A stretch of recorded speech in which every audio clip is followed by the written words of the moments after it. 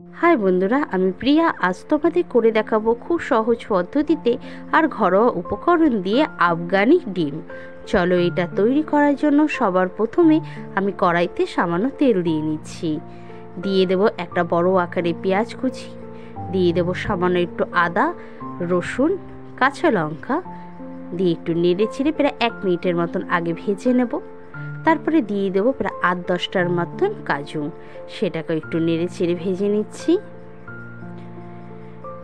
দিয়ে দেবো সামান্য একটু নুন। এবার দিয়ে দেবো 1/2 কাপের থেকেও কম সামান্য একটু জল, জাস্ট এটা সিদ্ধ হওয়ার জন্য। যখন জলটা পুরো টেনে যাবে, এবার এটা তুলে একটা মিক্সিতে নিয়ে নিচ্ছি। এর ভেতরে আমি দিয়ে দেবো ধনেপাতা আর দিয়ে দেবো আইসের কিউব। তাহলে কি ধনেপাতার রঙটা খুব ভালো থাকবে। এটা একটা ফাইন পেস্ট করে নিচ্ছি। এখানে আমি ডিম সিদ্ধ করে নিয়েছি, সেই ডিমগুলোকে আমি হালকা হালকা করে ছিঁড়ে দিচ্ছি। তাহলে মশলাগুলো ডিমের ভেতরে খুব ভালো ঢুকবে আর ভাজার সময় ফেটে যাওয়ার ভয়টাও থাকবে না। এবার আমি সামান্য নুন হলুদ দিয়ে ডিমগুলোকে মাখিয়ে 5 মিনিট রেখে দেবো। কড়াইতে আমি তেল গরম করে নিচ্ছি। ডিমগুলো আমি ভেজে নেব, প্রায় লাল করে আমি এটাকে ভেজে তুলে নেব। সেই তেলের মধ্যে দিয়ে দেবো সামান্য একটু বাটার, দিয়ে দেবো গোটা গরম মশলা যেমন এলাচ, লবঙ্গ, দারচিনি। এলাচটা একটু ফাটিয়ে দেবো, তাহলে গন্ধটা খুব ভালো আসবে। দিয়ে দেবো মিক্সিতে করে রাখা মশলাটা, সেটাকে প্রায় 3 থেকে 4 মিনিট ভালো করে কষিয়ে নেব। একটু নেড়েছে এবার আমি দিয়ে দেব সামান্য একটু হলুদ, স্বাদ অনুযায়ী লবণ, জিরের গুঁড়ো, ধনের গুঁড়ো, সামান্য কাশ্মীরি লঙ্কার গুঁড়ো, সবগুলোকে দিয়ে ভালো করে নেড়ে ছেড়ে নিয়ে মিশিয়ে নিচ্ছি। এবার একটু টেস্টের ব্যালেন্স আনার জন্য আমি উপর থেকে দিয়ে দেব সামান্য একটু মিষ্টি। তোমরা পছন্দ না করলে না দিলেও হবে। সবগুলো আবার ভালো করে মিশিয়ে নিয়ে প্রায় 5 থেকে 7 মিনিট কষিয়ে নেব। যখন দেখবো মশলা থেকে তেল বেরিয়ে আসছে, দিয়ে দেবো 100 গ্রামের মতন টক দই, সেটাকেও ভালো করে কষিয়ে নেব।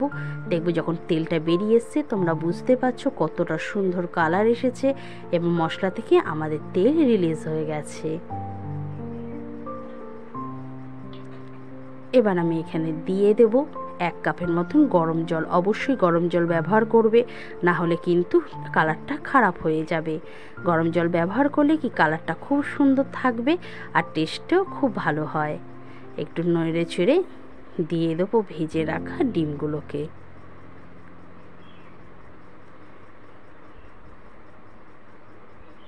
সবগুলো ভালো করে মিশিয়ে নিয়ে ঢাকা দিয়ে আমি 3 থেকে 4 মিনিট ভালো করে ফুটিয়ে নেব।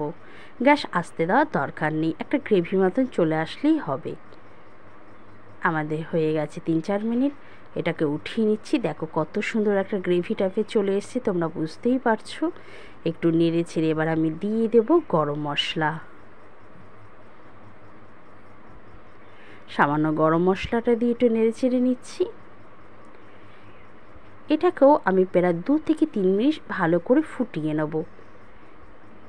যখন দেখবো হালকা একটা তেল বেরিয়ে এসেছে, এবার উপর থেকে দিয়ে দেবো কেশরি মেথি। কেশরি মেথিটা দিয়েও হালকা একটু নেড়ে ছেড়ে আমরা নামিয়ে দেব।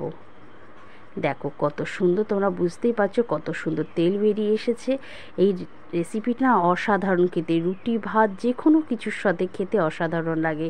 তোমরা বাড়িতে অবশ্যই ট্রাই করবে, আমাকে জানাবে কেমন হয়েছে। রান্নাটা ভালো লাগলে একটা অবশ্যই সাবস্ক্রাইব করে দিও। Thank you so much.